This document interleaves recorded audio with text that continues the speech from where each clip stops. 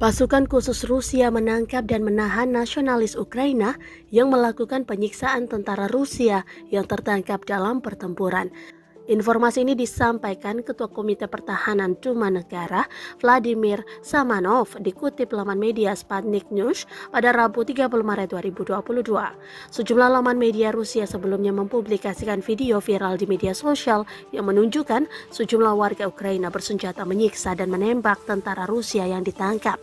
Video direkam anggota kelompok itu dan disebarluaskan sebagai kampanye perang. Pemerintah Ukraina menyatakan perilaku seperti itu tidak dapat diterima dan berjanji menyelidiki masalah tersebut.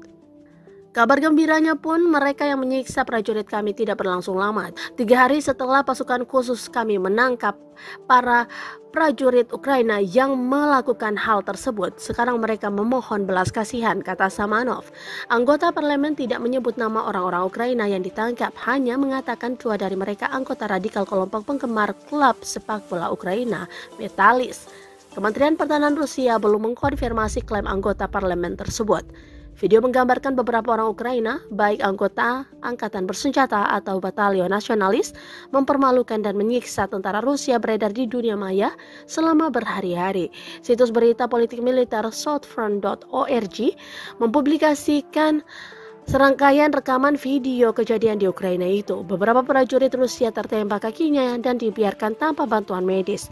Menurut rekaman itu, para prajurit ditangkap selama operasi militer khusus yang diluncurkan Moskow di Ukraina pada 24 Februari. Komite Investigasi Rusia memerintahkan penyelidikan atas insiden tersebut, di mana setidaknya 8 tentara Rusia yang ditangkap tewas telah disiksa. Komite tersebut mengatakan mereka tidak akan menyia-nyiakan upaya untuk mengidentifikasi para pelaku kejahatan tersebut. Operasi khusus Rusia diluncurkan Presiden Vladimir Putin sebagai tanggapan atas permintaan dari Republik Rakyat Donetsk dan Lugansk. Wilayah itu telah menderita serangan dan pembunuhan tanpa henti oleh pasukan Ukraina dan para militer nasionalis selama bertahun-tahun.